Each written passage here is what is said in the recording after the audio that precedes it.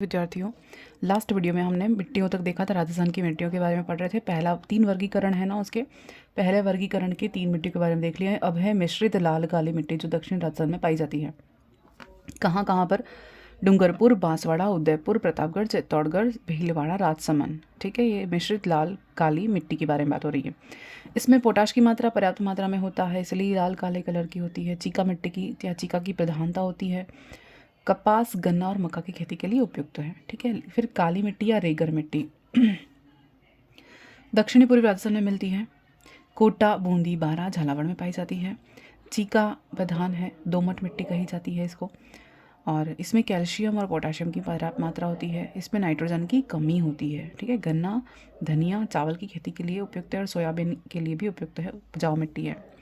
फिर है कछारी मिट्टी। कछारी मिट्टी कहाँ है? राजस्थान के उत्तरी पूर्वी जिलों में पाई जाती है। गंगानगर, हनुमानगढ़, अलवर, भरतपुर, धौलपुर, जयपुर, टोंक और दौसा, यहाँ पर ये पाई जाती है।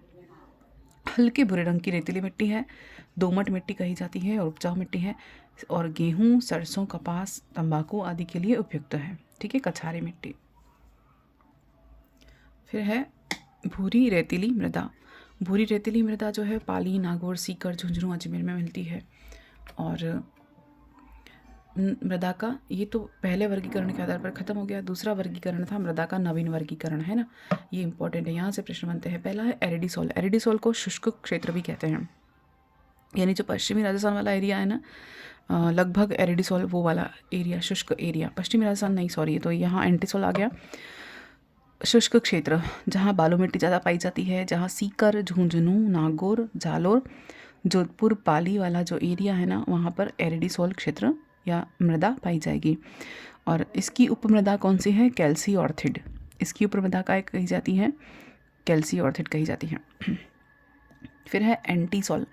एंटीसोल है वो पश्चिमी राजस्थान वाली मृदा होती है।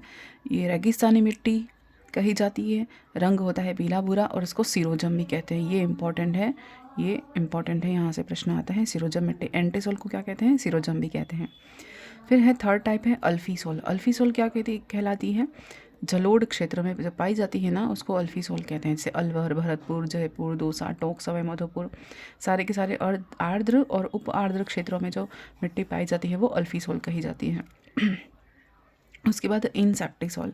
इंसेप्टिसोल कहाँ होगी? अर्ध शुष्क एरिया में और आर्द्र क्षेत्र में पाई जाएगी, जहाँ की पथरी मिट्टी पाई जाती है, यानी कि पहाड़ी मिट्टी होती है। सिरोही, पाली, उदयपुर, राजसमंद, भीलवाड़ा, चित्तौड़, यहाँ पर कौन सी मिट्टी पाई जाएगी? इंसेप्टिसोल पाई जाएगी। 4 तरह की एरिडीसोल, एंटीसोल, अल्फीसोल और इंसेप्टिसोल, ये आपको याद रखना है। एक मिट्टी और है 5th टाइप की, जो को वर्टिसोल, बहुत इंपॉर्टेंट है वर्टिसोल, जो कि आर्द्र और अति आर्द्र क्षेत्र में मिलती है। यानी कि जो कोटा, बूंदी, बारां, झालावाड़, बांसवाड़ा वाला एरिया है ना, वहाँ पर वर्टिसोल पाई जाएगी। जहाँ पर काली मिट्टी की प्रधानता है, इस मिट्टी को क्ले मिट्टी भी कहते हैं। दक्षिणी पूर्वी क्षेत्र हाड़ौती पठार में और बांसवाड़ा वाले एरिया में पाई जाएगी। ठीक है, हाड़ौती के साथ बांसवाड़ा है। कपास और चावल के लिए उपयुक्त है। यानी राजस्थान के 2/3 भाग पर कौन सी मिट्टी पाई जाती है? एरिडीसोल और एंटीसोल। यानी ये जो दोनों है ना, ये दोनों टाइप ये सबसे ज़्यादा मात्रा में होते हैं। जो पहले 2 प्रकार पढ़े ना अपन ने, एरिडीसोल और एंटीसोल, ये सबसे ज़्यादा मात्रा में होता है, लगभग 2/3 भाग पर। अब थर्ड वाला वर्गीकरण जो था ना, वो देखते हैं। कृषि विभाग द्वारा मृदा का वर्गीकरण तीसरे कृषि विभाग के आधार पर, है ना, तो इन्होंने भी वर्गीकरण किया है। तो सबसे पहले कौन सी है? रेवरीना या रेवरीता भी कहते हैं। रेवरीना मिट्टी कहाँ पाई जाएगी? गंगानगर में पाई जाएगी। जिप्सी फेरस, ये कहाँ पाया जाता है? बीकानेर में। जिप्सी फेरस बीकानेर में। पर्वतीय मिट्टी कोटा, उदयपुर। पर्वतीय मिट्टी कहाँ है? कोटा, उदयपुर में। धूसर मिट्टी या जलोढ़ मिट्टी कहाँ है? जालोर, पाली, नागौर, अजमेर, सिरोही, याद रखना है। लाल लोमे मिट्टी कहाँ है? डूंगरपुर, बांसवाड़ा में। और कैल्सी ब्राउन मिट्टी कहाँ है? जैसलमेर, बीकानेर में। ये हमें याद रखना है। फिर है नवीन भूरी मिट्टी या जलोढ़ मिट्टी भी कहते हैं। अलवर, भरतपुर, सवाई माधोपुर में पाई जाती है। अब एक टर्म है कुबड़ पट्टी या माका पट्टी, नागौर, अजमेर में पाई जाती है। क्यों होता है? पानी में फ्लोराइड की मात्रा अधिक हो जाती है, जिसके कारण फ्लोरोसिस, यहाँ के लोगों में क्या हो जाता है? फ्लोरोसिस की समस्या हो जाती है, इसीलिए इसको कुबड़ पट्टी या बाका पट्टी कहते हैं। अब एक टर्म है सेम की समस्या। सेम की समस्या बहुत बार पढ़ा होगा। मतलब क्या होता है? Structural equation modelling. ठीक है, स्ट्रक्चरल इक्वेशन मॉडलिंग सेम की समस्या कही जाती है। क्या है ये सेम की समस्या? गंगानगर हनुमानगढ़ जिलों में, जैसलमेर में सब जगह पाई जाती है। क्या है? जल भराव की अत्यधिक क्षमता के कारण क्या हो जाता है? दलदली हो जाती है भूमि। इसके कारण भूगर्भीय जल जो होता है वो ऊपर की ओर आ जाता है। इसके कारण पारिस्थितिकी तंत्र में भी गड़बड़ हो जाती है। फिर इससे प्रभावित जिले कौन कौन से हैं? गंगानगर हनुमानगढ़ हैं। और ये किसके कारण हुई है? सेम की समस्या हुई किसके कारण है? इंदिरा गांधी नहर के कारण। जहाँ जहाँ इंदिरा गांधी नहर है, पानी जा रहा है, वहाँ वहाँ ये सेम की समस्या उत्पन्न हुई है। अब इसके बारे में पढ़ा था अपन ने एक बार पिछले वीडियो में शुरुआत के। बीहड़ भूमि या उत्खात भूमि क्या होती है?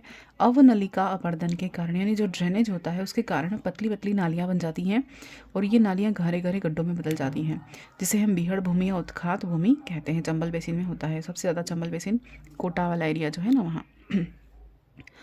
अब इससे प्रभावित जो क्षेत्र है ना बीहड़ से, वो कौन कौन से हैं? हाड़ौती पठार, हाड़ौती का पठार है पूरा, कोटा, बूंदी, भरतपुर, धौलपुर, करौली, जयपुर, सवाई माधोपुर, है ना। तो ये सारे प्रभावित हैं इससे। अब सतही जल के द्वारा मृदा अपरदन होता है सबसे ज़्यादा कहाँ होता है? चंबल क्षेत्र में। ये प्रश्न आए कि सतही जल द्वारा सबसे ज़्यादा मृदा अपरदन कहाँ होता है? तो चंबल क्षेत्र में होता है। नेक्स्ट है, राजस्थान में सर्वाधिक मृदा अपरदन किसके कारण होता है? वायु द्वारा होता है। अगर ये पूछे कि राजस्थान में सर्वाधिक मृदा अपरदन क्यों होता है, किस कारण से होता है, तो वायु द्वारा सबसे ज़्यादा होता है। अब देखते हैं लवणीय मिट्टी। लवणीय मिट्टी कौन सी है? ये ऊसर है, कलर है, रेह, एल्केलाइन मिट्टी, ये सभी लवणीय मिट्टियाँ हैं, है ना। अधिक सिंचाई वाले एरिया में मिलती है, जहाँ ज़्यादा सिंचाई होती है वहाँ लवणीय मिट्टी मिलती है, जैसे कि बाड़मेर, जालोर, गंगानगर, भरतपुर, कोटा, है ना, ये इंदिरा गांधी। फिर नहर के कारण है। उदयपुर और कोटा में कौन सी मिट्टी पाई जाती है? पर्वतीय मिट्टी पाई जाती है। काली मिट्टी कहाँ मिलेगी? बारां जिले में मिलेगी। राजस्थान में लेटेराइट मिट्टी कहाँ मिलेगी? डूंगरपुर, राजसमंद, उदयपुर में मिलेगी। और लाल पीली मिट्टी कहाँ मिलेगी? करौली, सवाई माधोपुर में मिलेगी। ठीक है, यहाँ पर अपना ये वीडियो यहाँ तक कंप्लीट फिनिश करते हैं। नेक्स्ट हम देखते हैं राजस्थान में खनिज संसाधन। मोस्ट इंपॉर्टेंट क्वेश्चन है, यहाँ टॉपिक है, यहाँ से बहुत बार क्वेश्चन आते हैं और सेम रिपीटेड क्वेश्चन आते हैं, तो इसको हम अगले वीडियो में देखेंगे। Thank you.